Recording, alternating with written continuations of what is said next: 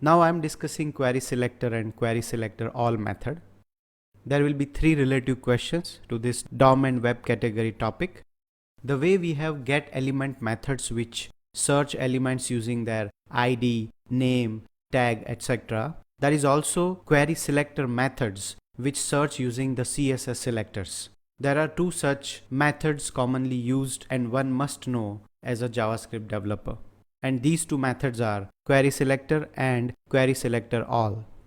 The querySelector method returns the first element that matches a specified CSS selector inside the method given as an argument. It searches in the entire document.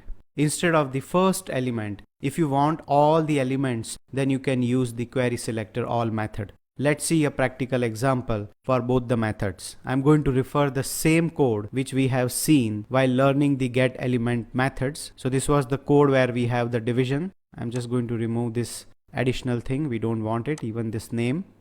Now, we have one paragraph with class A and h3 as class A, though there is no such class, but that's fine at the moment. Now I'm declaring a variable called, I'll say element, and document.querySelector.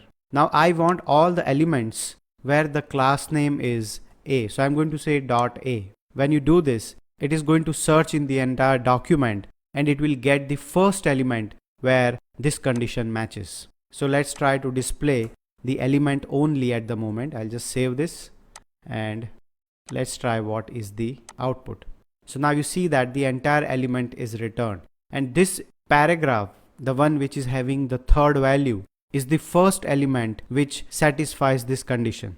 Now instead of this querySelector, if I simply give all, right? Now it doesn't matter whether I change the name or not, but let's say elements. Even we keep element, that's also fine, but we declare more meaningful variables. Let's go back to the browser and just refresh, and I click the button. Now it has returned 2 elements. Both are having the class A. So we have p.a and h3.a. So the querySelector and SelectorAll, both the methods are very useful when you have to search through document and find the elements on the basis of CSS selector. You can also use the pseudo classes. Say for example, instead of .a, you will have hover. It means that all the elements which are having the pseudo class hover will be returned into the elements variable. querySelector is also a very useful search method, though all these DOM search methods are less in use, as DOM searching and DOM manipulation is very well handled nowadays by JavaScript frameworks like React.js, Angular, or even Vue.js. But still, as a JavaScript developer, you should know what all methods you have to search through the DOM. Let's discuss relative questions of this topic. The first question is, explain the difference between querySelector and querySelectorAll. So we have already seen that the querySelector returns the first matching value, whereas the querySelectorAll will return all the elements. The second question is, how can you search elements using pseudo classes? So the querySelector or querySelectorAll, both the methods you can use to search the elements through pseudo classes, like this one. For example, you want that all the elements with hover class, hover pseudo class should be returned, then you can write this statement.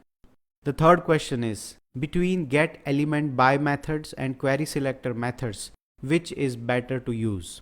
Now that's a tricky question actually. The reason is, when you say getElementBy, all the methods have, like for example, getElementById is one of the most perfect method to search a specific element. But when it comes to the class name or maybe selectors, then querySelector methods are equally useful.